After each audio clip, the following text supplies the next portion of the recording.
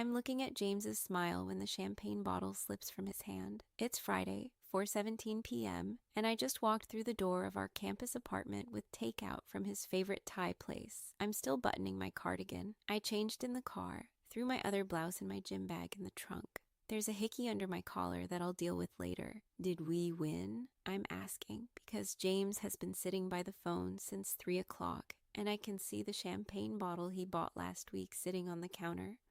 The good stuff, the kind we never buy. He's staring at me. The bottle isn't on the counter anymore. It's on the floor, in pieces, spreading across the hardwood in a foam of expensive bubbles. They said no, he says. His voice sounds like it's coming from underwater. Vance led the vote against me. I'm standing in the doorway with pad thai and spring rolls, and my first thought, I swear to God, my first thought is that there's been a mistake, because 30 minutes ago, I was in Vance's office. 30 minutes ago, he had his hand on my back while I fixed my makeup in the reflection of his diplomas, and he said, "Don't worry so much, Elena, it'll work out." I thought he meant James would get tenure.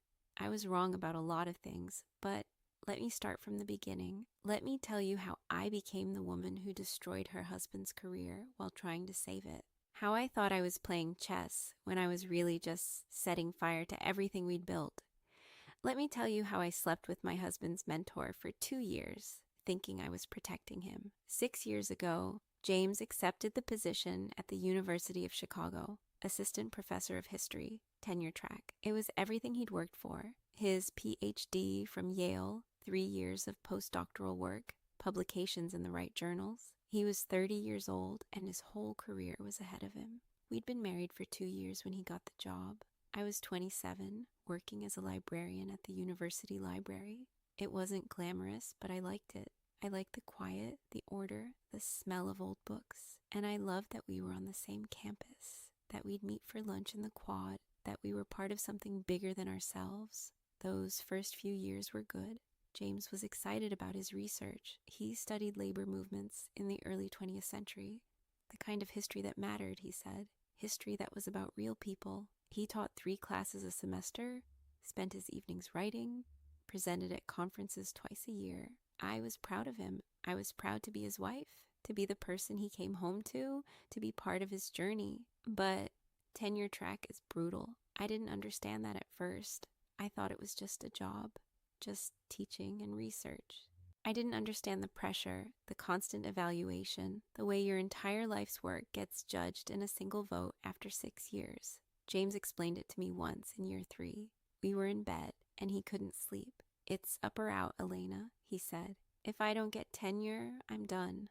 All of this, the research, the teaching, everything, it doesn't matter if I don't get tenure. You'll get it," I told him. "You're brilliant. Brilliant doesn't matter. Politics matter. The department matters. Vance matters." Dr. Robert Vance, department chair. James's mentor and advocate, the man who'd recruited him, who'd guided his research, who'd promised to support his tenure application. James worshipped him. Vance was everything James wanted to be: respected, published, tenured. He had the corner office, the speaking engagements, the book deals. He'd been at Chicago for 25 years. I met him at faculty events, at department parties. He was charming in that way older professors are. Witty, well-read, good at making you feel interesting. He remembered my name, asked about my work at the library, complimented my dress. I thought he was nice. I thought he cared about James. 2 years ago, there was a faculty mixer to welcome new hires. I went with James, wore a blue dress I'd bought on sale, drank cheap wine from plastic cups. James was networking, talking to colleagues about his book manuscript, and I was standing by the refreshments table feeling out of place. That's when Vance approached me. "Elena," he said, like we were old friends. "You look bored." "Just tired," I said. "Long week?" "James keeps you busy, I imagine. He's always working. He loves what he does." "So do I," Vance said, and there was something in the way he said it, something that made me pay attention. But I've learned to balance work and pleasure. James hasn't figured that out yet. It felt like criticism, like he was saying James was too focused, too intense. too obsessed with his research. He's passionate, I said, defensive. Passion is admirable, but it can be isolating. Vance smiled at me. How are you doing, Elena? Really? And the thing is, I wasn't doing great. James had been working 70-hour weeks for months. His book manuscript was due to the publisher in 6 months, and he was behind. He came home exhausted, distracted, barely speaking. We hadn't had a real conversation in weeks. We hadn't had sex in longer. I told myself it was temporary, that once the book was done, once tenure was decided, things would go back to normal. But standing there with Vance, being asked how I was doing, being seen, it felt good. I'm fine, I said. You don't look fine. You look like a woman whose husband is too busy to notice her. I should have walked away. I should have told James. I should have recognized what was happening. Instead, I laughed. That obvious? To someone who's paying attention. Vance refilled my wine. James is lucky to have you. I hope he knows that. That was the beginning. It started as conversation. Vance would find me at library events, at faculty dinners. We'd talk about books, about university politics, about nothing important. He made me feel interesting, intelligent, seen. James didn't notice. He was drowning in research, teaching, committee work. He'd come home at 9 p.m., eat whatever I'd saved him, and go back to his office to write. On weekends, he was in the library archives or at his desk. I'm sorry, he'd say, kissing the top of my head. Just a few more months. Once the manuscript is done, I'm all yours. But the manuscript was never done. There was always another chapter, another revision, another deadline. And Vance was there. 6 months after that first conversation, he asked me to lunch. Nothing improper, he said. Just 2 friends.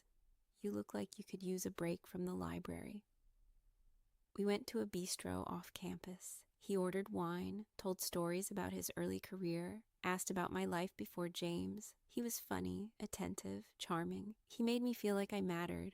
You're wasted in that library, he said. You should be teaching. You'd be wonderful with students. I don't have the degree. Degrees aren't everything. Intelligence is, curiosity is. You have both. I knew what was happening. Part of me knew, but I told myself it was harmless.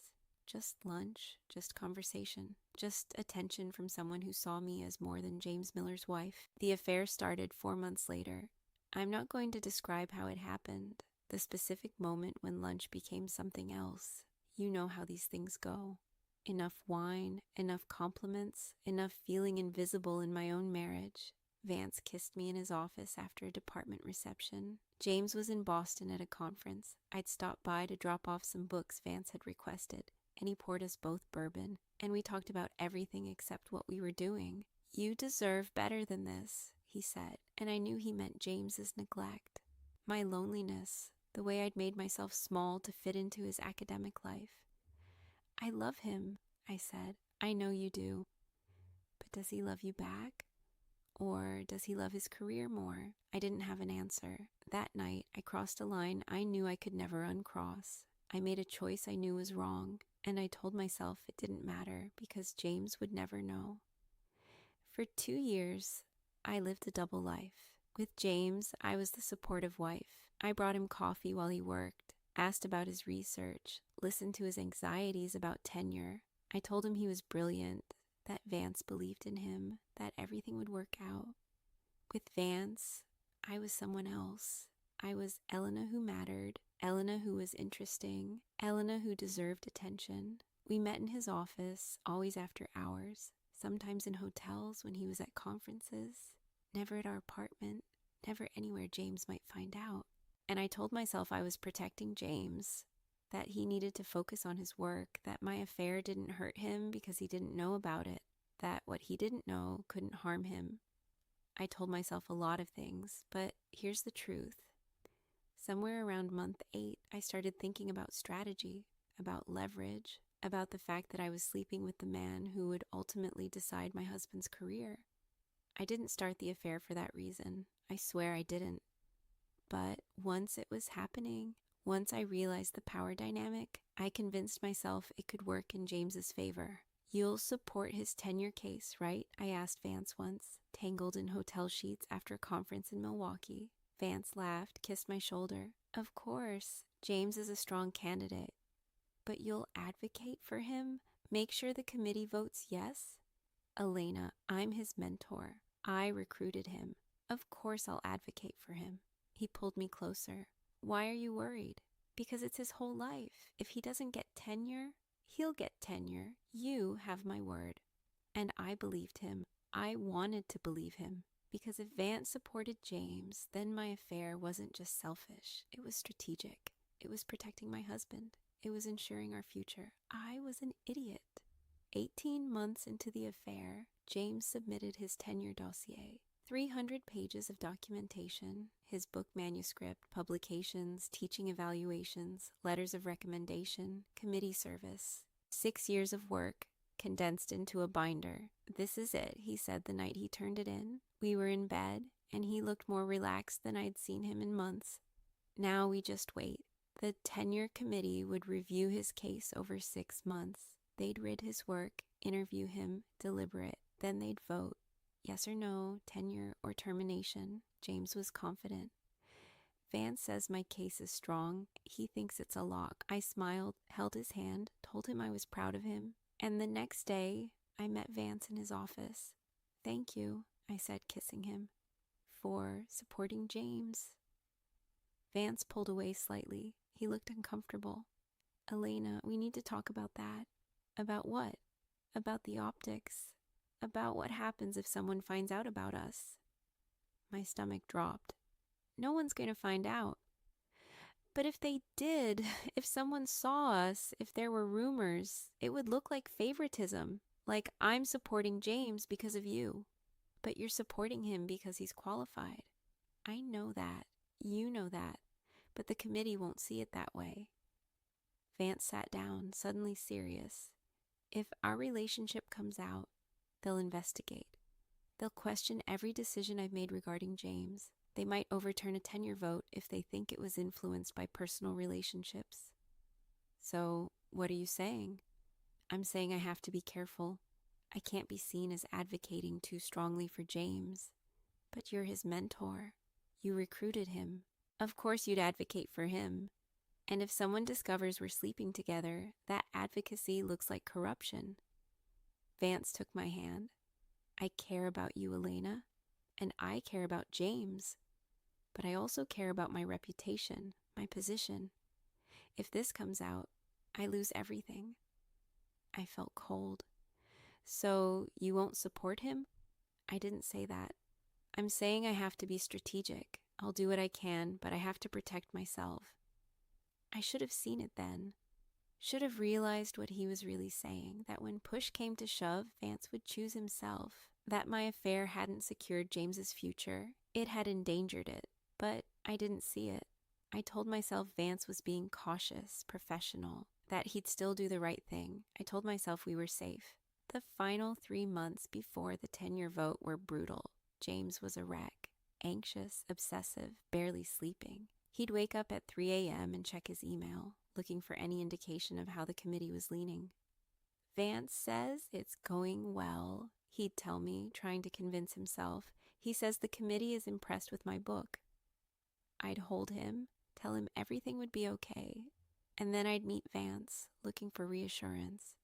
The committee is split, Vance told me in March, 2 months before the vote. Some people love James's work. Some think he's too narrow, too focused on labor history. But you'll convince them, right? You'll vote yes? Vance hesitated. Elena, I've been thinking maybe we should cool things off for a while, until after the vote. Why? Because I don't want anyone questioning my judgment. I need to go into that meeting with clean hands. Your hands aren't clean, I said, angry. You've been sleeping with a tenure candidate's wife for 2 years, which is exactly why I need to be careful. He touched my face. Trust me, Elena. This is for James's benefit. If I vote yes, and someone finds out about us later, it could destroy his career. Better to be cautious now. So you're not going to support him? I'm going to do what's best for everyone. That should have terrified me. Should have been a red flag the size of Illinois. But I wanted to believe him. I needed to believe that my affair had meant something, that it hadn't just been selfish, that it could still save James' career. I was desperate to believe I wasn't the villain in this story.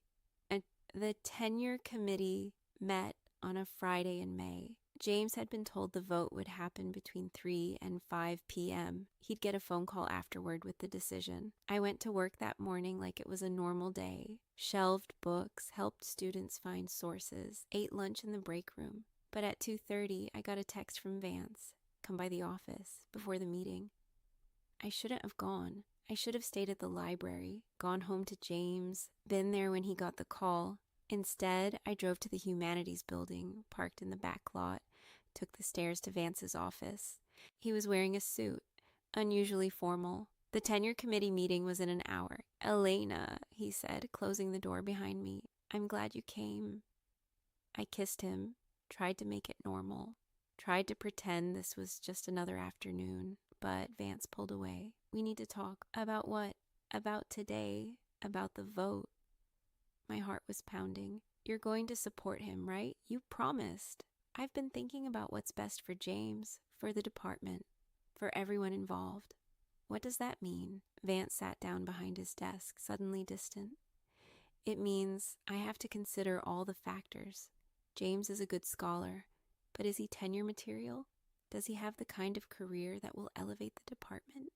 "You know he does. You've been saying that for 6 years.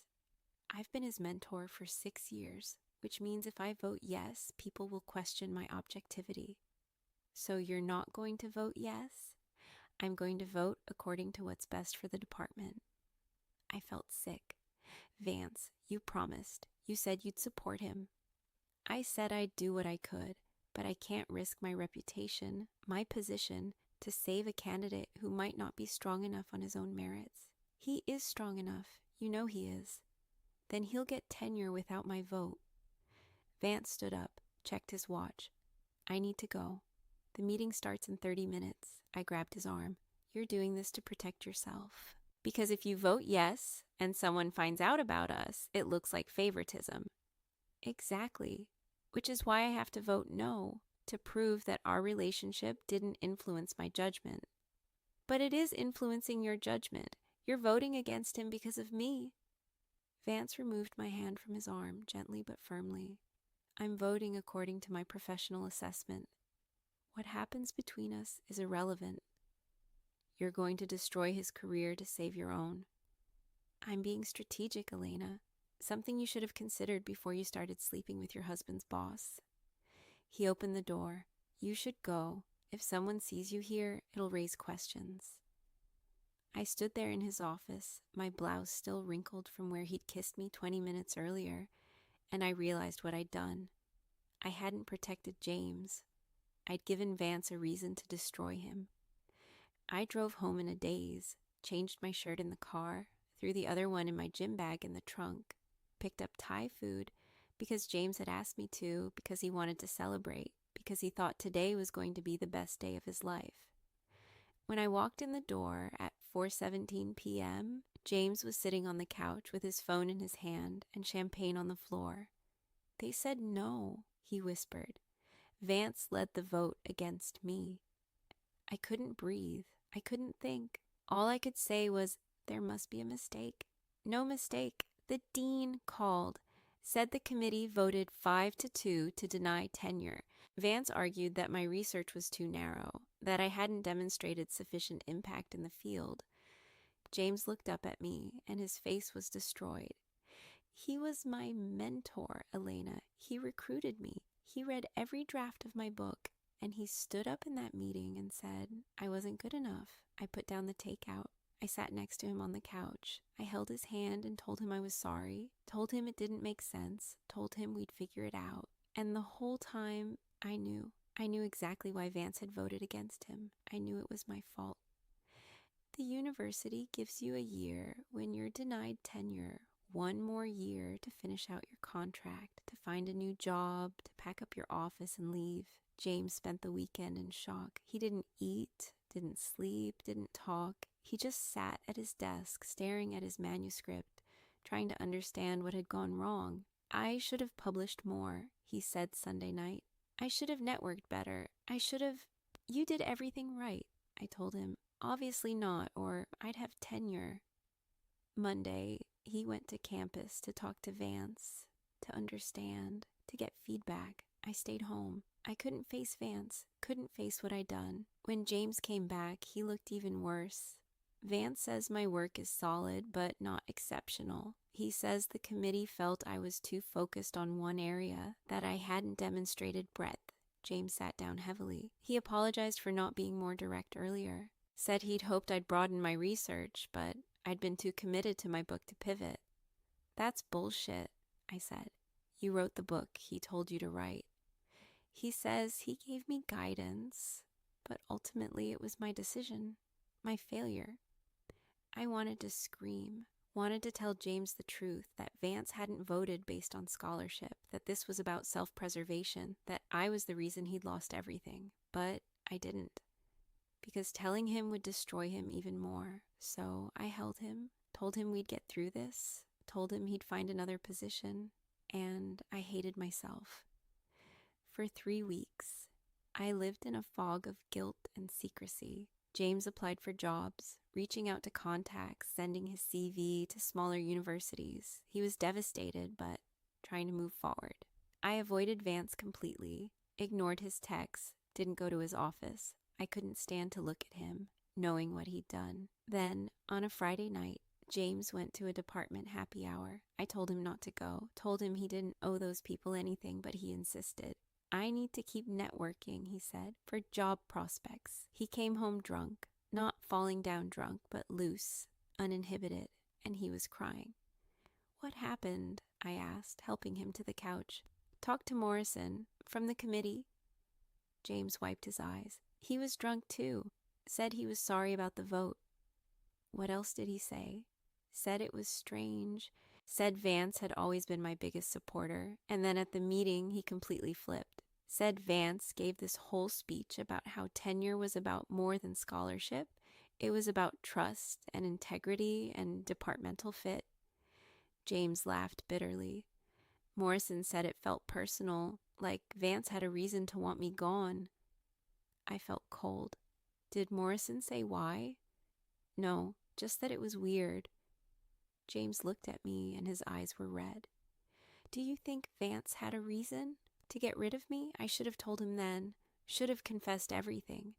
Instead, I said, I don't know. Maybe he was jealous of your book. James nodded, wanting to believe it. Maybe. But I could see the question forming in his mind, the doubt. I broke it off with Vance the next week. Sent him an email. We're done. Don't contact me. He replied immediately. Understood. For what it's worth, I'm sorry it ended this way. I deleted the email, deleted all his messages, tried to erase the evidence of what I'd done, but the damage was permanent. James found a position at Eastern Oregon University, assistant professor, non-tenure track. It was a step down, a smaller school, less prestige, less pay, but it was a job. We'll move in August, he said. Start over. I should have been relieved, should have seen it as a chance to rebuild, to leave Chicago and Vance and the whole mess behind. But I couldn't shake the guilt, and I couldn't shake the feeling that James was starting to suspect. He found out in July. I'd been careful. I'd deleted messages, covered my tracks, never left evidence. But I'd forgotten about one thing, the emails I'd sent from my work account to Vance's. James was helping me pack up my office at the library. I was pulling books off shelves, and he was on my computer, organizing files. Elena, he said, and his voice was strange. What's this? I looked over. He'd opened my email. I'd left it logged in, hadn't thought about it. On the screen was a message I'd sent to Vance 6 months earlier. Lunch was perfect. Can't stop thinking about you. See you Thursday? James clicked through, found more messages, found 2 years of communication, flirty, intimate, damning. Elena, he said again, what is this? I couldn't speak, couldn't think of a lie big enough to cover it. Have you been having an affair? His voice was shaking. With Vance? I nodded. There was no point denying it. For how long? 2 years. James stood up, backed away from the desk like it was contaminated. 2 years. You've been sleeping with my department chair for 2 years. James, I can explain. Did he know? When he voted against me, did he know? I couldn't answer, couldn't tell him the truth. But my silence was answer enough. Oh my God. James put his hand over his mouth. Oh my God, Elena. He voted against me because of you. No, he voted against you to protect himself. Because you were sleeping with him. Because if he voted yes and the affair came out, it would look like corruption. James was pacing now, unraveling. I lost my career because you fucked my boss. I thought I was helping. Helping? You thought sleeping with the man who decides my tenure was helping? I thought he'd support you. You thought what, Elena? That you could manipulate him? That spreading your legs would secure my job? James laughed, horrible and bitter. Did you ever think that maybe, just maybe, having an affair with my boss would make things worse? You didn't mean to destroy my career. You didn't mean to humiliate me. You didn't mean to throw away our marriage. James grabbed his jacket. But you did. You did all of that. Where are you going? I don't know. Anywhere but here. He walked out, slammed the door, and I stood there in my office, surrounded by half-packed boxes, knowing I'd lost everything. James stayed with a colleague that night, and the next night, and the next. When he finally came back to the apartment, it was to pack. I'm taking the Oregon job, he said, not looking at me. You're not coming with me. James, please. No, I don't want to hear it. I don't want your apology, your explanation, your justification. He threw clothes into a suitcase. You destroyed my career. You destroyed us. And you did it while telling me you loved me. I do love you. You have a fucked up definition of love. He zipped the suitcase. I'm filing for divorce. My lawyer will contact you. Can we just talk about this? There's nothing to talk about. You made your choice. He picked up his bag. You chose Vance. You chose to lie. You chose to blow up my life. Now you get to live with that. I thought I was protecting you. James stopped at the door, turned to look at me. You want to know what Morrison told me? He said Vance gave a whole speech about integrity, about how tenure is about trust, about how professors need to uphold the values of the university. James' voice broke. Vance destroyed my career while fucking my wife, and he lectured the committee about integrity. I'm sorry. So am I. James opened the door. I'm sorry I married you. I'm sorry I trusted you. I'm sorry I wasted 6 years of my life building a career in a place where my own wife was sabotaging me. I wasn't sabotaging. Yes, you were. Maybe you didn't mean to. Maybe you're really that stupid. But that's what you did. He walked out. Goodbye, Elena. I didn't see him again. The divorce was finalized in October. I signed the papers at a lawyer's office in downtown Chicago. James wasn't there. He'd already moved to Oregon, started his new job. I got the apartment until the lease ended in December. After that, the university wanted it back for new faculty. I kept my job at the library. My boss knew about the affair.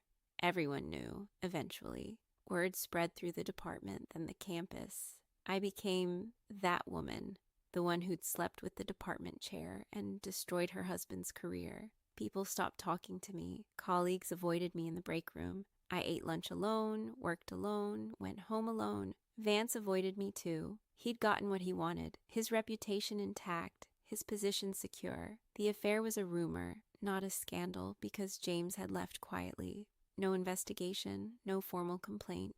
Just a failed tenure case and a divorce. Vance had won. I'd lost everything.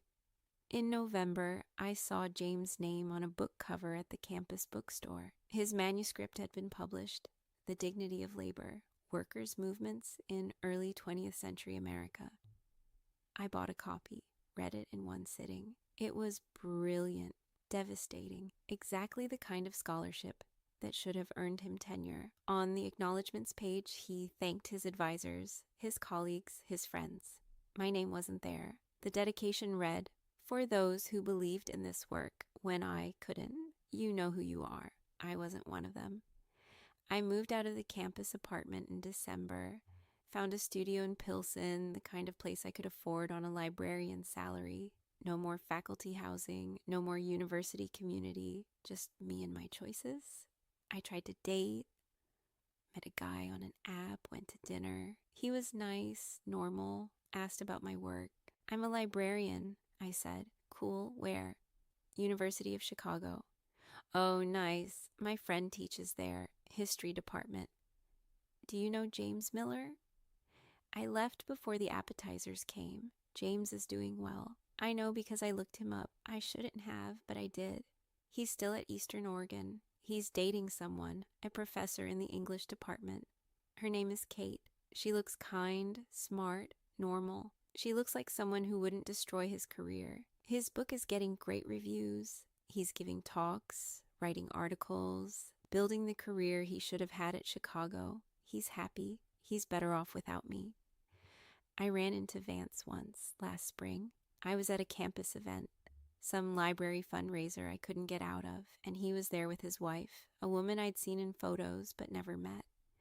She was elegant, poised, completely unaware that her husband had spent 2 years sleeping with a librarian in his office. Vance saw me. Our eyes met across the room. He raised his glass slightly, a small acknowledgement, then turned away. That was it. No conversation, no closure. Just a reminder that I'd been disposable. I think about James a lot.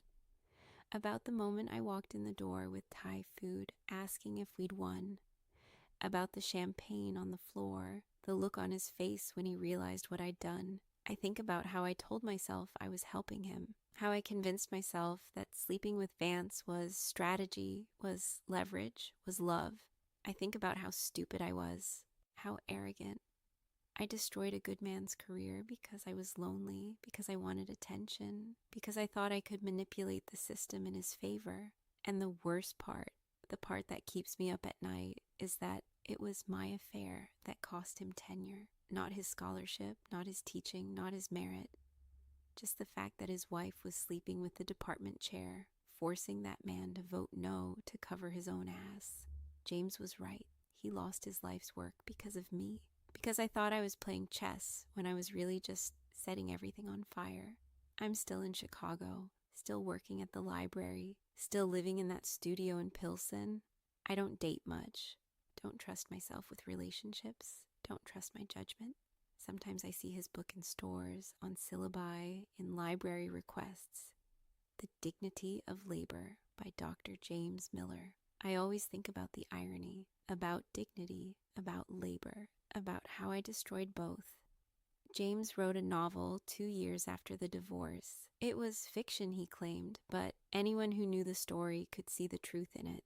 It's about an academic who loses everything when his wife's affair with a senior colleague costs him tenure. The wife is naive, manipulative, convinced she's helping. The colleague is cowardly, selfish, more concerned with reputation than integrity. The book ends with the professor starting over, building a new life, finding happiness with someone who deserves him. The wife ends alone, realizing too late what she destroyed.